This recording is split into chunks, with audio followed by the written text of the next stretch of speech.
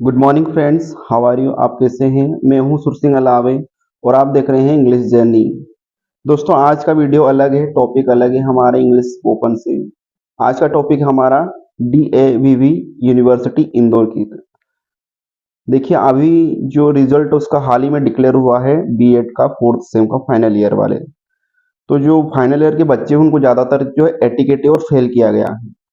तो क्या final year के स्टूडेंट जो इतने भी काबिल नहीं कि वो फाइनल ईयर में एटिकेटी और फेल हो जाएं उन और ऊपर से उनको सेशनल मार्क्स मिलते वो भी ऐड होते, उसके बावजूद जो है डीएवी इंदौर बच्चों के साथ उनके भविष्य के साथ खिलवाड़ कर रही है। क्योंकि वो एक तो ट्रांसपेरेंसी कुछ भी नहीं है, 2 से 3 नंबर दे रही है या 2 से 3 नंबर से रोक लिए जाए तो उससे फाइनल ईयर में स्टूडेंट का कितना लॉस हो रहा है। देखिए, स्टूडेंट तो पहले से ही बेरोजगार है, वो परेशान भी है।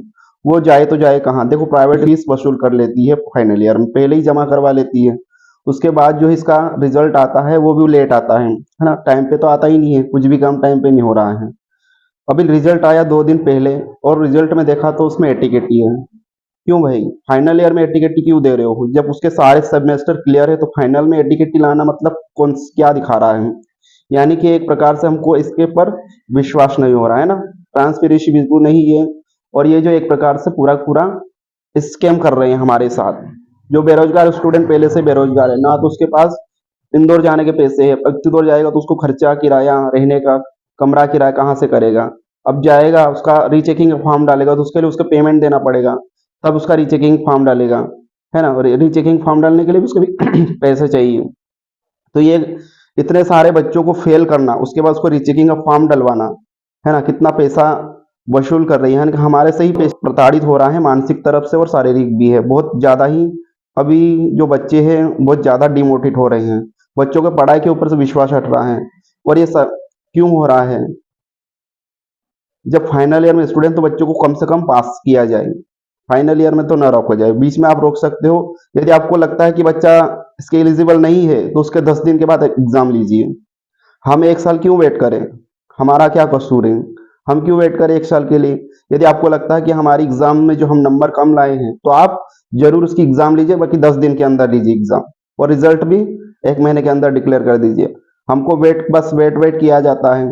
और इसी कारण बहुत सारे बच्चे जो है अपनी कॉलेज छोड़ देते हैं, अपनी पढ़ाई को डिसकंटिन्यू हो जाते हैं। इससे बच्चे का भविष्य बहुत अंधकार में जा रहा है। तो इस पे जो है डीवीवी को करना चाहिए कि फाइनल ईयर में कम से कम बच्चों को पास किया जाए, उसको रोका ना जाए। यदि उसको लगता है कि आपको ये बच्चा बहुत ज्यादा ही कमजोर है तो उसका एग्जाम री लिया जाए, वो भी 10 दिन के अंदर लिया जाए। ऐसी व्यवस्था क्यों नहीं की जा रही है?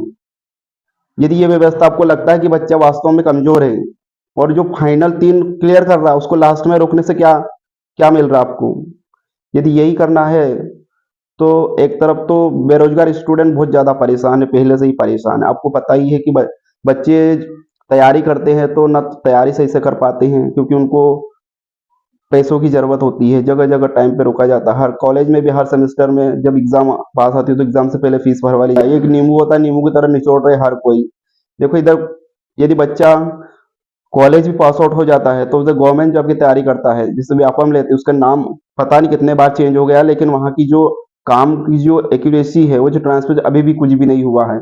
अभी हाल में कल यानी 31 जुलाई को दिल्ली में एसएससी प्रोटेस्ट किया गया था कि उसकी भी कोई ट्रांसपेरेंसी नहीं है। और जो एजुकेटिव कंपनी थी जो व्यापम करवाता था अपने मध्य प्रदेश का, उसी कंपनी को अब बड़ी एग्जाम करवाने के लिए दे दिया गया है।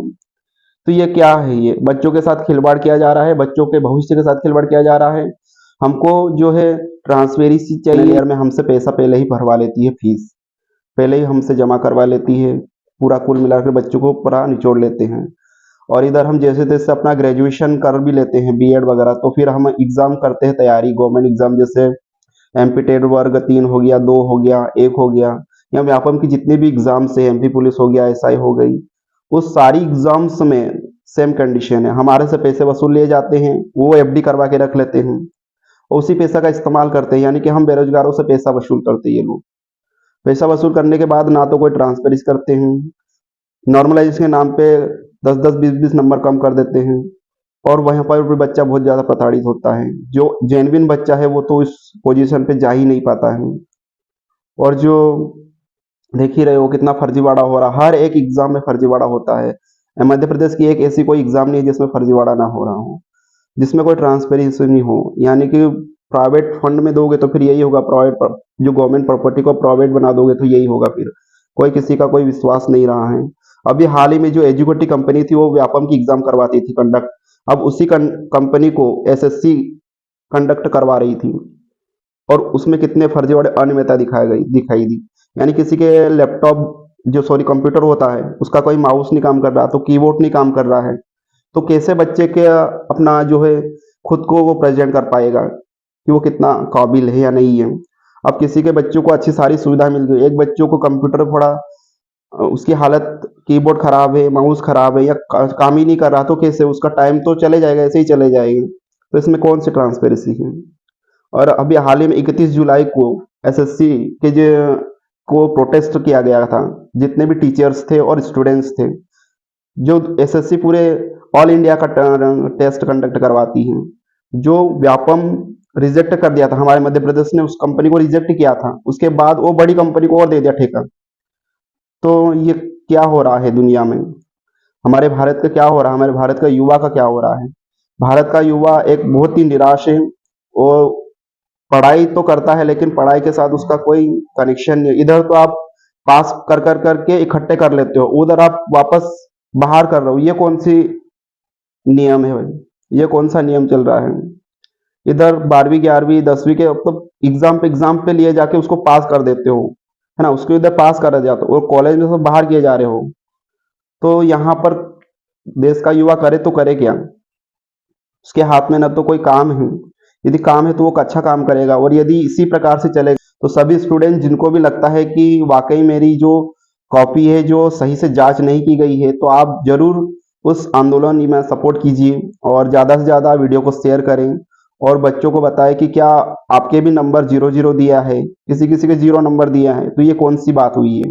क्या बच्चा एक नंबर के लायक भी नहीं है मध्य प्रदेश का, यदि नहीं है तो ये सोचने की कंडीशन है, क्यों नहीं है, क्या एक नंबर लाने के लायक नहीं है बच्चा, तो ये सोचने की कंडीशन, वाकई सोचने की कंडीशन है कि क्या जो यूनिवर्सिटी चल रही है, जो नंबर दिए जा रहे हैं, जो कापियां चेक हो रही हैं, क्या एक नंबर देने के लायक भी नहीं है बच्चा। तो ये सोचने की कंडीशन क्या है, उस बच्चे की एक्चुअल कंडीशन जानने की कोशिश किया जाए, हमारी बातों को माना जाए और कॉपी का जो अभी जो रिजल्ट आया उसको डबल से दिया जाए, और जो फाइनल वाले बच्चे हैं कम से कम उनको रोका ना जाए, उनका टाइम वेस्ट नहीं किया जाए।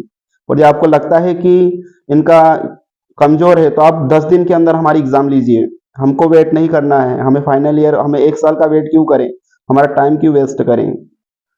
तो 5 अगस्त को इंदौर में डीओवी के सामने धरना प्रदर्शन है, आप अपनी मांगे रख सकते हैं वहां पर, और जन सुनवाई भी है, तो आप अपनी बातें रख सकते हैं। आपको लगता है जेनविन हमारी कॉपी को जो है गलत तरीके से जांचा गया है या सही तरीके से नंबर नहीं दिए गए या काउंटिंग नहीं किए है, तो आप जरूर उसके लिए आंदोलन में आए। तो धन्यवाद, आपने अभी तक मेरी बात सुनी और वीडियो देखा, इसके लिए धन्यवाद आपका।